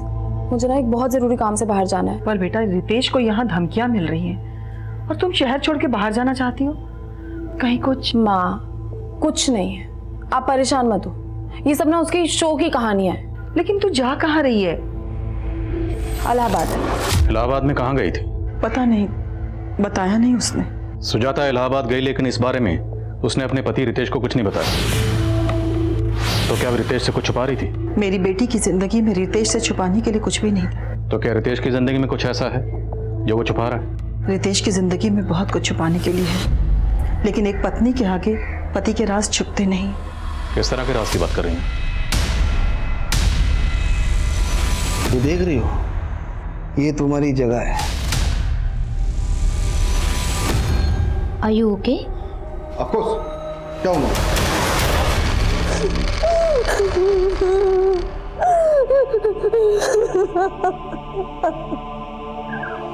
आपकी बेटी गुड़िया को ढूंढने के लिए हमारे एनजीओ से जो भी बन पाएगा वो हम करेंगे। आपने बताया कि आप पुलिस स्टेशन भी गए थे, आपके पास एफआईआर की कॉपी है? एफआईआर तो उस दरोगा ने लिखी नहीं मैडम, उल्टा गुड़िया के बारे में अनाप शनाप बातें कर। आपकी बेटी जवान है, किसी के साथ अफेयर होगा उसका, भाग गई होगी। ये कैसी बातें कर रहे हैं साहब आप? वकील साहब गायब किए हमारी बेटी को। आपको पता है आप किस पे आरोप लगा रहे? इस शहर के सबसे बड़े लॉयर है वो। देखो लोबना, तुम्हारे और रितेश के बीच जो कुछ भी चल रहा है उसकी सारी जानकारी हमने ऑलरेडी निकाली, इसलिए हमसे कुछ भी छुपाना मत। सर, अब मुझे ऐसा लगने लगा है कि आप मेरे लिए कुछ भी नहीं करने वाले और मेरा बस यूज कर रहे हो। खुद आई थी मेरे पास, मैंने कोई बोला नहीं था तुम्हें मुंह लगाना ही नहीं चाहिए था मुझे। सर, आप मुझे गलत समझ रहे हैं, मेरा वो मतलब नहीं था। अब आप प्लीज़ गुस्सा मत करिए। सर, मैं इस चैनल में एक अच्छी पोस्ट पाना चाहती थी सुजाता मैम की जगह लेने का मेरा कोई इरादा नहीं था और ना ही रितेश सर मुझे वो जगह देने वाले थे। तो मतलब ना प्यार मिला ना पोस्ट, तो सोचा रितेश की बीवी को मरवा कर उसकी जड़ें हिला दूं। सर उनकी जड़ें बहुत मजबूत हैं, उसे मैं क्या कोई भी नहीं हिला सकता। देखिए ऑफिसर, आप बार बार भूल रहे हैं कि मैं क्या चीज। यही तो जानना है कि आप क्या चीज है। इतना कॉन्फिडेंस, लेकिन मेरी पर्सनल लाइफ में घुसने की कोशिश मत करना। घुसना तो पड़ेगा क्योंकि कत्ल का मकसद आपकी पर्सनल लाइफ में ही है। अच्छा, अगर आपके अफेयर के बारे में आपकी बीवी को पता चल जाता तो? उसे पहले से सब कुछ पता था। इनफैक्ट ऑफिसर, मेरे और मेरी बीवी के बीच में रिलेशनशिप मियाँ बीवी जैसा था ही नहीं। और सुजाता कौन सी दूध की धुली हुई थी, वो मेरी तरफ से बिल्कुल फ्री थी। अब आप ये भी कहोगे कि कत्ल के 2 दिन पहले सुजाता अपने लवर से मिलने गई होगी? हो सकता है। अगर आपको पता नहीं तो मैं बता दूं कि वो निखिल के साथ रिलेशन में थी। वीरेंद्र के साथ काम करते हुए शायद उसके साथ भी रिलेशन बना लिया हो। इस निखिल और वीरेंद्र को तो हम देख लेंगे, लेकिन अगर आपका अपनी बीवी सुजाता के कत्ल से कोई भी ताल्लुक हुआ तो बख्शेंगे नहीं। एक न्यूज एंकर और एक जर्नलिस्ट के तौर पर रितेश एक प्रतिष्ठित हस्ती था, लेकिन जो लोग समाज में जागरूकता फैलाने का काम करते हैं, कई बार उनकी असलियत विपरीत भी होती है। रितेश की निजी जिंदगी की हकीकत उसे अपनी पत्नी सुजाता के मर्डर का प्राइम सस्पेक्ट बना रही थी, लेकिन पॉलिटिशियन वीरेंद्र सिंह और सुजाता के साथ सुजाता के न्यूज पोर्टल में काम करने वाला निखिल भी पुलिस की रडार में थे। लेकिन लखनऊ के सुजाता मर्डर केस से गोरखपुर का गुड़िया मिसिंग केस एक 4 साल पुराना केस था। एफआईआर के मुताबिक 4 साल पहले गुड़िया लखनऊ से गोरखपुर जाते हुए लापता हुई थी, मगर 4 साल के इस अंतराल के बीच की एक कड़ी खुद सुजाता मर्डर केस के इन्वेस्टिगेटिंग ऑफिसर भी थे। 4 साल पहले उस ऑफिसर का भी गुड़िया मिसिंग केस से सामना हुआ था। कहिए वंदना जी, कैसे याद किया? करीब 1 हफ्ता पहले आपके थाने में गुड़िया नाम की लड़की की कंप्लेंट आई थी। गुड़िया? जी। केस बहुत सीरियस है। वो 18 साल की बच्ची 1 हफ्ते से मिसिंग है। उसके फादर में एफआईआर लिखवानी चाहिए तो एफआईआर लिखवी नहीं गई। आई एम सरप्राइज कि ये आपके थाने में हुआ है। वंदना जी, मैं 1 हफ्ते के लिए कोलकाता गया था। लेट मी चेक, मैं आपको थोड़ी देर में कॉल बैक करता हूँ। सुप्रिया सर, 1 हफ्ता पहले किसी गुड़िया नाम की लड़की की मिसिंग कंप्लेंट आई थी। गुड़िया? सर, उस दिन एक आदमी आया था अपनी बेटी गुड़िया की मिसिंग कंप्लेंट लिखवाने। साहब, ये हमारी बेटी गुड़िया, इसे गायब कर दिया साहब। ऐसे कैसे गायब हुई? आप बैठिए आप और तसल्ली से बताइए क्या हुआ। वो एफआईआर लेकर मेरे कैबिन में आ। सर, एफआईआर तो लिखी नहीं मैंने। क्यों? सर, एफआईआर तो तब लिखता ना जब लड़की गायब होती। वो तो अपनी मर्जी से चली गई थी। तो मैं कैसे पता कि लड़की अपनी मर्जी से कहीं गई? लड़की के फादर ने एनजीओ में कंप्लेंट की है और तुमने बिना किसी सीनियर ऑफिसर को कंसल्ट किए खुद ही डिसाइड कर लिया? सर, मुझे लगा कि व्हाट लगा? अब मुझे लग रहा है तो मैं सस्पेंड कर दूं। सॉरी सर, गलती हो गई मुझसे। सुप्रिया, मुझे गुड़िया की पूरी डिटेल चाहिए तुरंत। सर प्लीज मुझे जाने दो, प्लीज छोड़ दो मुझे, प्लीज जाने दो, प्लीज जाने दो मुझे, प्लीज।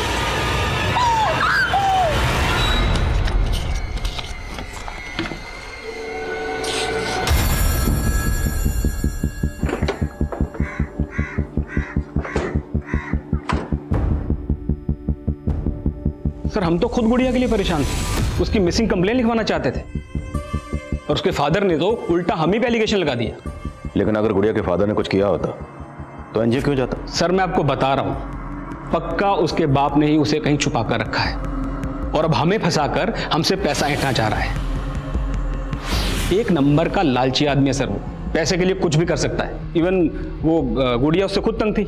इस बार जब वो आई तो उसने अपनी तकलीफ हमसे शेयर भी की। साहब, इस बार जब हम गांव गए तो हमारे पापा हमारी शादी की जिद पकड़ ली।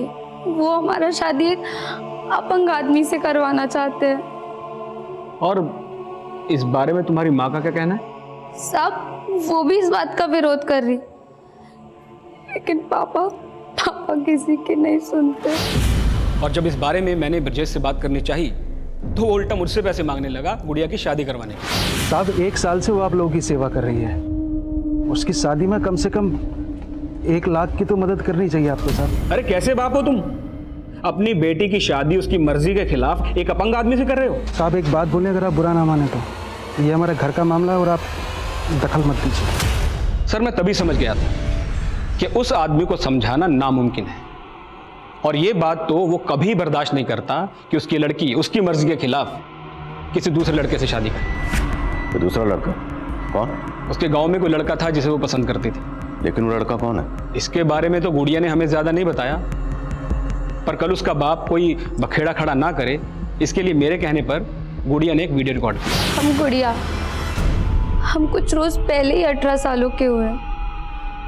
अब हम बालिग हैं, हम वोट भी डाल सकते हैं और अपना जीवन साथी भी खुद ही चुन सकते हैं। लेकिन ये वीडियो रिकॉर्ड करके आप क्या करना चाहते थे? सर अगर ब्रिजेश गुड़िया पर दबाव डालकर उसकी शादी कहीं और करता तो एक्शन लेने के लिए कोई प्रूफ तो चाहिए था ना। लेकिन अगर आपको गुड़िया के फादर के इंटेंशन पर शक था तो आपने गुड़िया को गांव जाने ही क्यों दिया? सर एक्चुअली गुड़िया अपनी माँ और भाई से मिलना चाहती थी, और वो ब्रिजेश, वो तो सर मुझे फेस भी करना नहीं चाहता था, इसलिए इस बार उसको लेने भी नहीं आया। मुझे बोला कि मैं गुड़िया को बस में चढ़ा दूं। सर अगर आप चाहें तो मेरे दोस्त रतन से कंफर्म कर सकते हैं, वो भी मेरे साथ आया था गुड़िया को बस स्टैंड तक छोड़ने। जी हाँ सर, मैं और अशोक हम दोनों साथ में उस लड़की को बस में चढ़ाने गए थे। तो अशोक के घर अक्सर आते जाते हो या उस दिन खास इसी काम की वजह से गए थे? नहीं सर, दोस्त हैं हम दोनों, एक दूसरे के यहाँ आते जाते रहते हैं। उस दिन जब मैं अशोक के घर गया तो वो गुड़िया को लेके बस में बैठा नहीं जा रहा था। ऐसे में हम अकेले वहाँ क्या करते, इसलिए हम भी उसके साथ चले गए। हाँ साहब, वो वकील साहब खुद आए थे और इस लड़की को बस में चढ़ा के चले गए। तुझे कैसे पता वो वकील पहले से जानता था? नहीं साहब, वो उस दिन अपना कार्ड दिए थे हमें।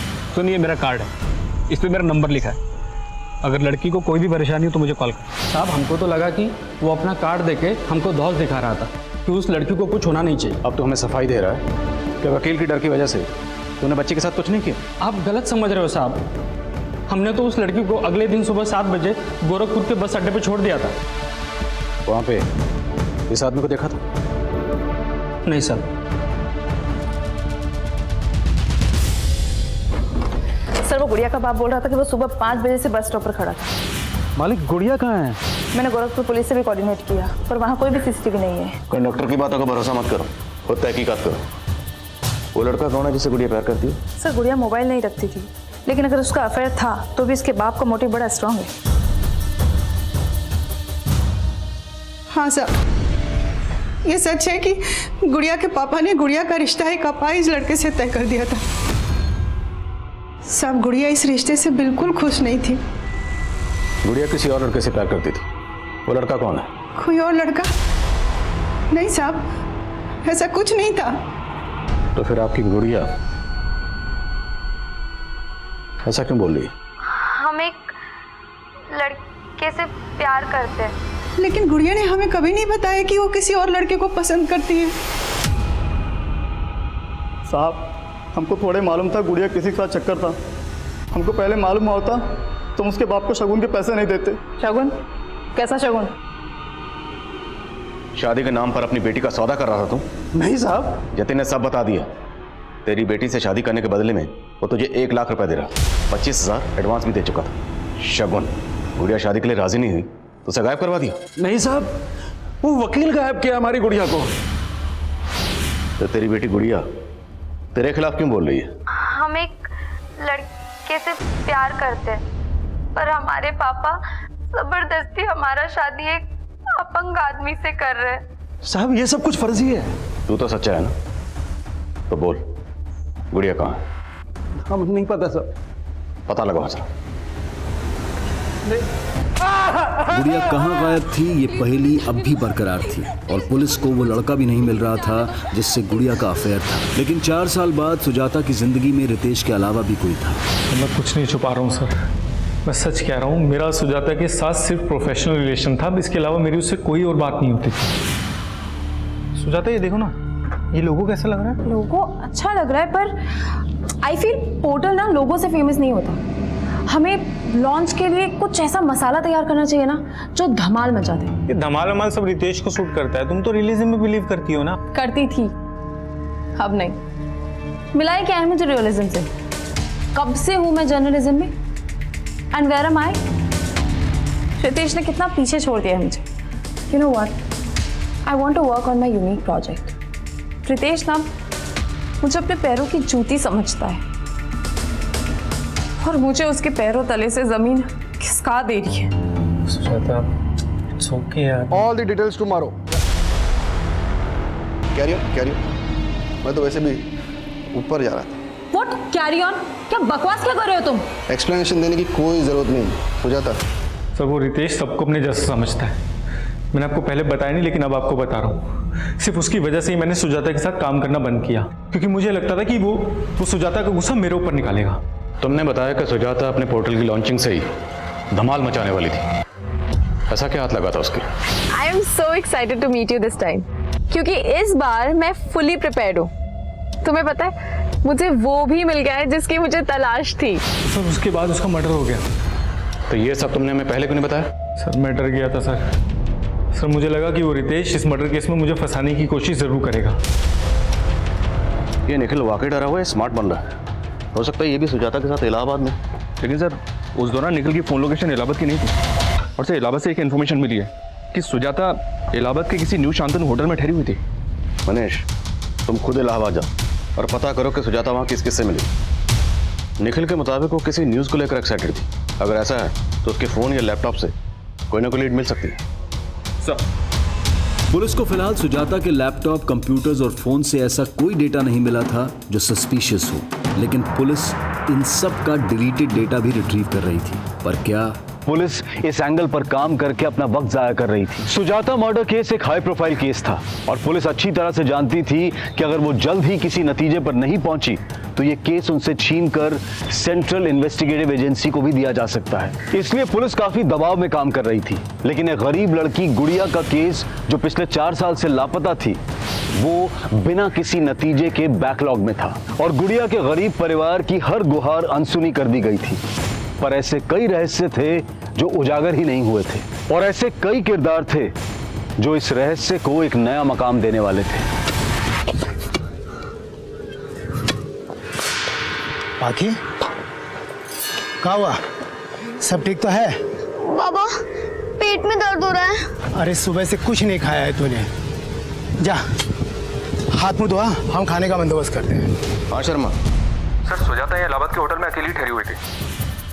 बस इतना पता चला कि उसने होटल के थ्रू कैब हायर की थी और पूरा दिन इलाहाबाद में इसी कैब में ट्रैवल कर रही थी। कैब के ड्राइवर का पता लगा लिया मैंने। हाँ साहब, सुजाता मैडम जब तक उस होटल में रुकी हमारी ही टैक्सी से सफर की।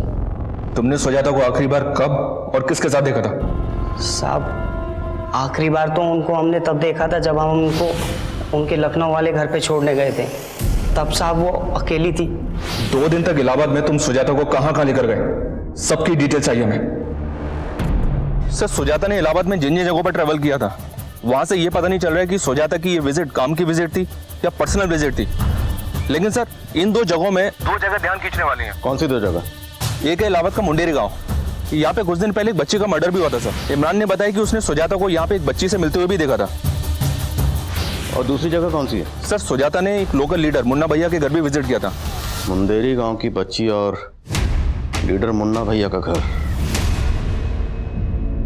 सुजाता सर किसकी बात कर रहे हैं? मैं नहीं जानता। ये अच्छा हाँ, ये लड़की तो अभी कुछ दिन पहले आई थी हमारे पास। इसका कुछ न्यूज़ पोर्टल लॉन्च कर रही थी तो उसके सिलसिले में वीडियो बाइट चाहिए थी हमारी उसको। हमने सुना है कि वीरेंद्र कक्कड़ के न्यूज़ चैनल को जो पार्टी फंडिंग कर रही है उसको आप सपोर्ट कर रहे हैं और वीरेंद्र कक्कड़ सुजाता मर्डर केस का सस्पेक्ट है। तो कहीं आपके और वीरेंद्र के बीच में कुछ? सर कैसी बात कर रहे हैं? देखिए सर, हमें निर्दलीय, कल किसी और पार्टी की सरकार आ जाएगी, हम उसके साथ चले जाएंगे, उसको सपोर्ट कर देंगे। अब इस वीरेंद्र कक्कड़ से हमारा कोई मतलब नहीं है। नहीं साहब, हम नहीं जानते इनको। ये औरत एक पत्रकार थी, लखनऊ में रहती थी, न्यूज एंकर रितेश शर्मा की वाइफ। सोचिए शायद कुछ याद आ जाए। रितेश शर्मा सुने तो है साहब। हाँ साहब, एक बार हमारी बेटी ना रितेश शर्मा के बारे में बात तो कर रही थी। बाबा बाबा आप जानते हो रितेश शर्मा कौन है? नहीं तो। और ये सब तो काहे पूछ रही है? बाबा हम सुने कि वो टीवी में आते हैं, वो हमारे गांव में आने वाले हैं, वो हम सबका जिंदगी बदल देंगे, फिर हमारे पेट में भी दर्द नहीं होगा। कौन वो डॉक्टर है का वो? और कौन बोला तुमको ये सब? एक तरफ मुन्ना भैया का वरेंद्र कक्कड़ से कनेक्शन दिख रहा है और दूसरी तरफ ये रितेश की मुंदेर जाने की कहानी। इतना हिंट तो मिल रहा है सर कि सुजाता के मर्डर का इलाहाबाद से कोई ना कोई कनेक्शन जरूर है। सुजाता के कत्ल वाले दिन का उसके घर का एरिया का डंप डाटा निकला, शायद कोई सस्पिशियस नंबर मिले। तब तक मैं इस रितेश शर्मा से मिलता हूँ। ये आप रोज रोज क्या फालतू के सवाल लेके आ जाते हैं? हाँ? मेरा मुंडेरी गांव में जाने का कोई प्लान नहीं था। और आपकी बीवी सुजाता वो मुंदेरी गांव गई थी और ये बच्ची, बाकी नाम है इसका, मुंडेरी गांव की रहने वाली और इसका कत्ल हुआ। आप ये फालतू के सवालों का जवाब देने के लिए मेरे पास टाइम। सर हमने इससे ये सब पूछ के कहीं ओवर रिएक्ट तो नहीं कर दिया? ओवर रिएक्ट तो रितेश कर रहा है, करने दो, कम से कम पता तो चले कि इसका इस केस से क्या ताल्लुक है। सर हेलो, हाँ ठीक है, हम पहुंच रहे हैं। ओके सर, सुजाता के लैपटॉप से डिलीटेड वीडियो का डेटा रिट्रीव हुआ।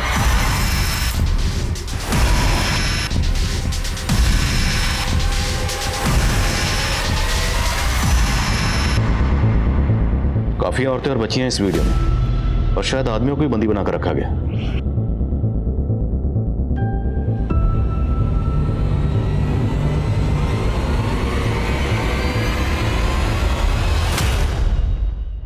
तो उसने स्टिंग ऑपरेशन किया होगा।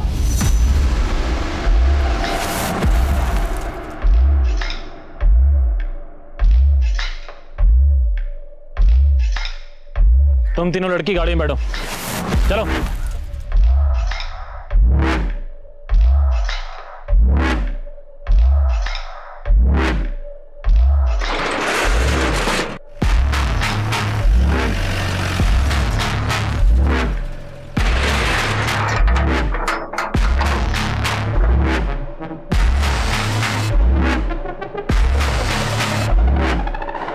यहाँ पे कोई बड़े लेवल का क्राइम चल रहा है, ह्यूमन ट्रैफिकिंग या सेक्स एक्ट या कुछ और। Right sir.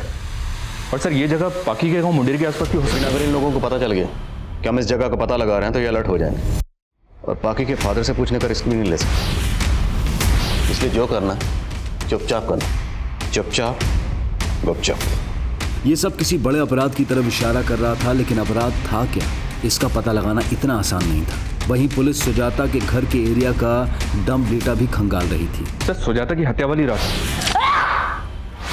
उसके घर के आसपास इलाहाबाद का एक नंबर एक्टिव था और उस दिन ये नंबर इलाहाबाद से लखनऊ की तरफ ट्रेवल हुआ था, लगभग सुजाता के नंबर के साथ। मतलब जिस रात सुजाता का कत्ल हुआ उस रात कोई सुजाता का पीछा करते हुए इलाहाबाद से लखनऊ तक आया। किसका नंबर है? ये सर रतन सिंह नाम है इसका, ये मुन्ना भैया का भांजा है, पता किया मैंने। आई थिंक मैंने इस बंदे को पहले भी कहीं देखा है। नाम क्या बताया? रतन सिंह। मैं इस बंदे को मिला, नजर रखो इस पे, लेकिन उठाना मत, क्योंकि इसे उठा के हमें मुन्ना भैया पर अलर्ट नहीं करना। Okay sir. Good morning sir, इतने वक्त के बाद याद किया आपने? सुप्रिया, तुम्हें 4 साल पहले का वो गुड़िया मिसिंग केस याद है? उसी दौरान मेरा ट्रांसफर हो गया था। जी सर वो केस तो अभी भी अनसॉल्व है और उसके बारे में अब तो बात भी नहीं होती। मुरली, उस केस के जितने भी सस्पेक्ट हैं मुझे सबकी फोटो चाहिए, भेज सकते हो? बिल्कुल सर।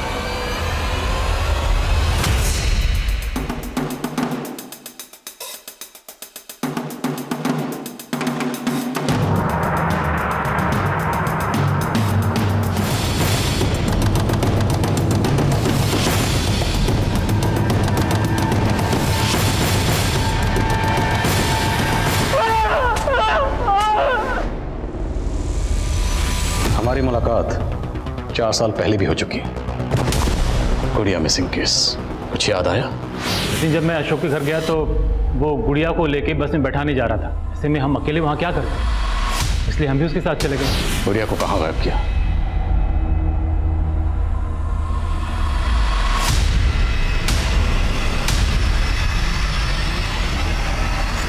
मैं गुड़िया को कोई नुकसान नहीं पहुंचाना चाहता था सर, लेकिन उसे मुन्ना भैया से नहीं बचा पाए। मुन्ना भैया, कॉन्ट्रैक्ट अगर एक बार मिल जाए ना। कौन है? ये आया है, मेरे बच्चे। आया है तब तो तुम्हें कोई दिक्कत नहीं होनी चाहिए ना। और वैसे भी तुम्हारी बीवी और बेटा तो बाहर गए हुए हैं। मुन्ना भाई, बच्ची है? देखो, इस बच्ची के बदले मोटा कॉन्ट्रैक्ट दिलाऊंगा तुम्हें। गुड़िया को गोरखपुर की बस में चढ़ाने की कहानी झूठी थी। क्या करते सर, बचने के लिए फुल प्रूफ प्लान बनाना पड़ा। कंडक्टर वो भी हमारा ही आदमी। गुड़िया का वीडियो भी इसी प्लानिंग का हिस्सा था? नहीं सर, तब तो मैं जेन्युइनली गुड़िया की हेल्प करना चाहता था। और जर्नलिस्ट सुजाता शर्मा, उसे क्यों मारा? साहब, उसको क्रांतिकारी बनने का शौक चढ़ा था। हमको चकमा दे के सारा वीडियो निकाल ली थी। हिम्मत तो बहुत की, मगर एक गलती कर दी। मुन्ना भैया के बिल में खुद ही घुस गए। देख रहे हैं नेताजी क्या चल रहा है आपके एरिया में? समझ गया। अच्छा, अपने न्यूज़ पोर्टल के लिए फंडिंग चाहिए ना आपको? जितनी फंडिंग चाहिए मिल जाएगी। सोचती हूँ।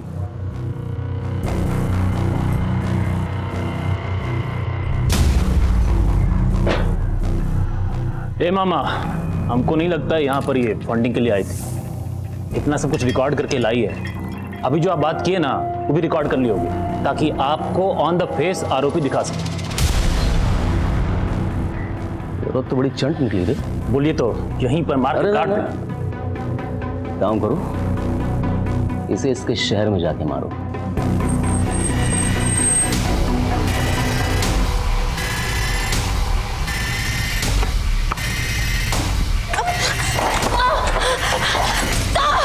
इसको मार के हम सारा वीडियो डिलीट कर दिए और सीसीटीवी का डीवीआर लेके भी भाग। उन आदमियों को बंधक बना के क्यों रखा था? वो हमारे बंधुआ मजदूर है। खेती का इतना जमीन है, मजदूरों का हमेशा समस्या बना रहता है। इसलिए हम लोग गांव के भूखे गरीबों को 2 वक्त खाना और मजदूरी का झांसा देके फंसा लेते हैं और उनको बंधुआ बना के मजदूरी कराते हैं साहब। औरतें और बच्चियां, उनसे क्या करवाते थे? और तो और